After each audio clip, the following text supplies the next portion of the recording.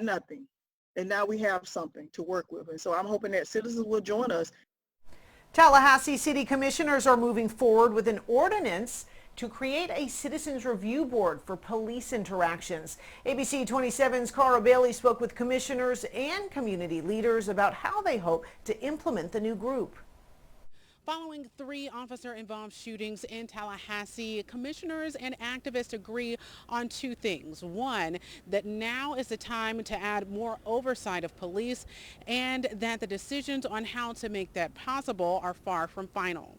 Commissioners unanimously voted Wednesday to create a 9-person citizen review committee. Those individuals would be appointed by city commissioners and social and civic organizations. Before the vote, commissioners received more than 300 public comments submitted from people across the country, as well as local organizations like the Tallahassee Community Action Committee. What we do not want is a city commission appointed citizens review board, and we're extremely disappointed. Instead, they want a freely elected civilian police accountability council that would be separate in all ways from city leaders.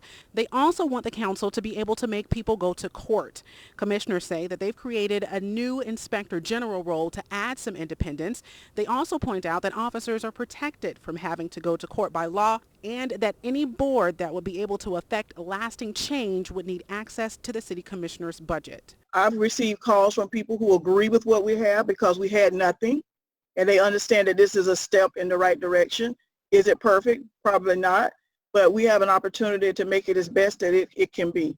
This is not a first step. This is 5 steps back. Even the Cato Institute released a report in 2016 that said citizens review boards, especially in the 14 states that have LEA boards, are basically powerless and uphold the status quo. Both Cox and Love are looking forward to more community input and a final decision on implementation in September.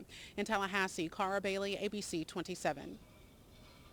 The next commission meeting is scheduled for July 9th and will be held in person unless Governor DeSantis extends his executive order.